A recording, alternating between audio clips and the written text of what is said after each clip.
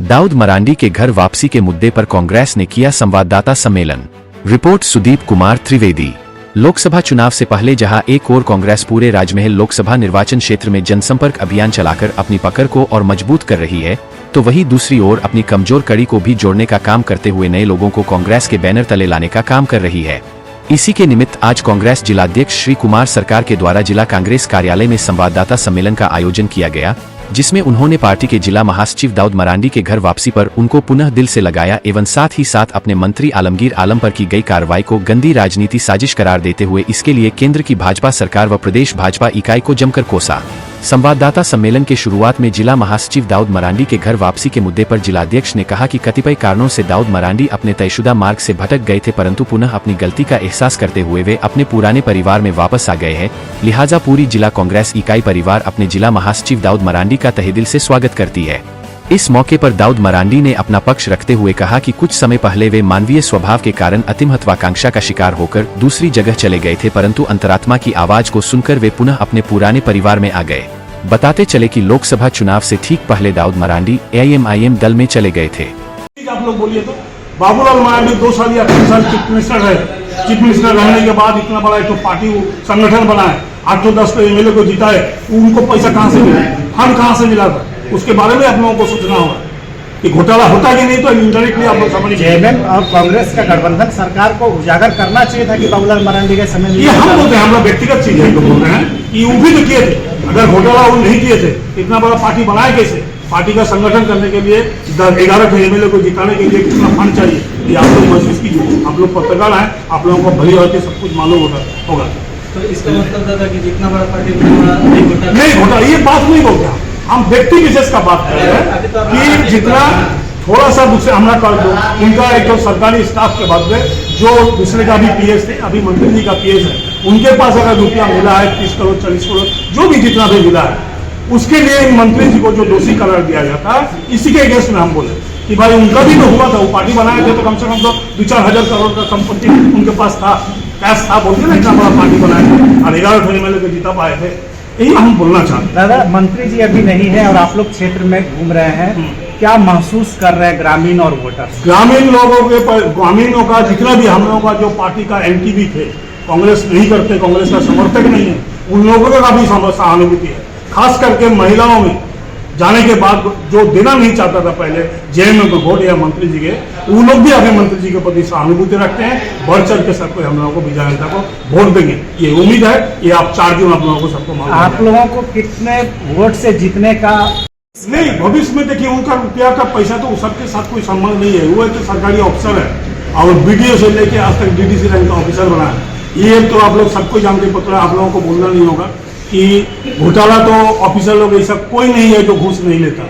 उसका पैसा कहाँ रखता है, क्या करता है, सोना खरीदता है, फ्लैट खरीदता है, ये तो उन लोगों का ऊपर निर्भर करता है। उसी तरह का उसी का रुपया है। ये साजिश है जो ठेकेदार मुन्ना सिंह और राजीव कुमार जो ठेकेदार बोल रहा है कि इनका कलेक्शन करके हम लोग उनको पहुंचाए थे, लेकिन वो 2 आदमी, ये संजीव लाल का बिजनेस पार्टनर है, उनका पत्नी के नाम से जो बिल्डर के साथ प्रोमोटिंग बिजनेस है, वो प्रोमोटिंग का पार्टनर उसका पत्नी के नाम से है और ये बिल्डिंग भी वही का है। जितना घोटाला किया है, जितना 2-4 गाड़ी, इसके बाद 10-12 फ्लैट रखना मामूली चीज नहीं है।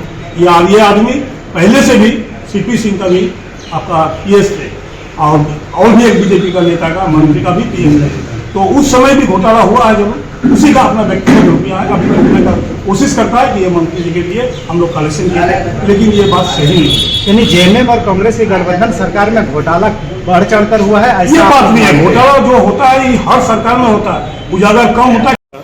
वहाँ पर कांग्रेस कोई नजर नहीं आए कांग्रेस कार्यकर्ता लोग, हम लोग गए थे अपना क्षेत्र में ही घूम रहे थे, लिट्टी पड़ा का हिरनपुर का कार्यकर्ता लोग वहाँ गया। कहीं कोई आपसे खटास तो नहीं? हाँ, कहीं कोई आपसे खटास तो नहीं? मतलब कहीं कोई मतभेद तो नहीं? नहीं, कोई मतभेद नहीं। हम लोग बढ़िया से मंत्री जी के लिए जितना काम करते थे उससे 10 काम कर रहे हैं।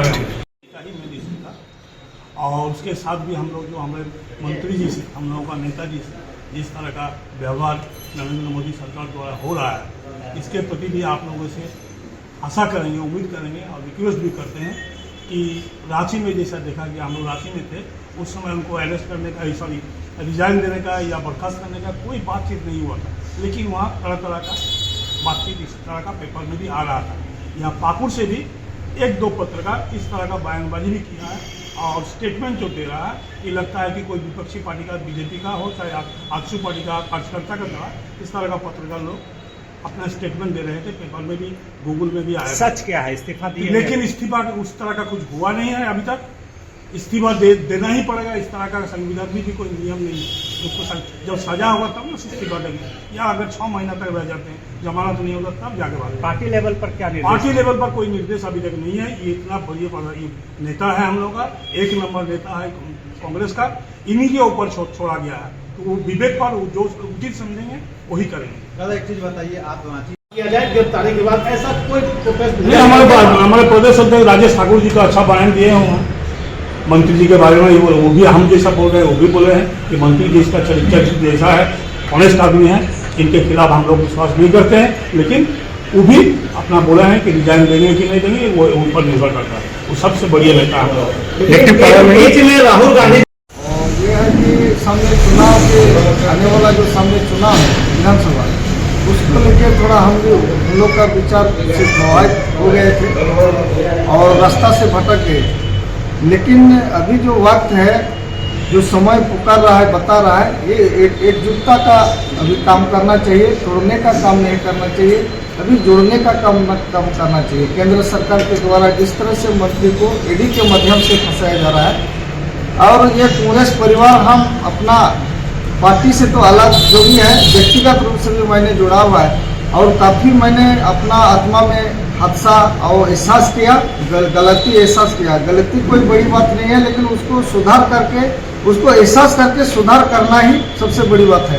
तो मैं अपना गलती को सुधार करता हूं और ये गलती से मैं क्षमा भी याचना करता हूं। और कांग्रेस में अभी रह करके हम अभी जो चुनाव है हमारे राजभवन लोकसभा के महागठबंधन इंडिया के जो उम्मीदवार हैं, कैंडिडेट हैं श्री विजय होता जी, उनको तन मन धन से जीतने का, जीत दिलाने का हम काम करेंगे।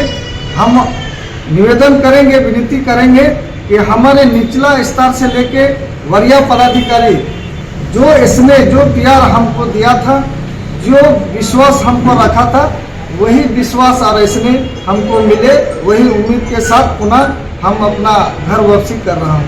एक बात बताइए।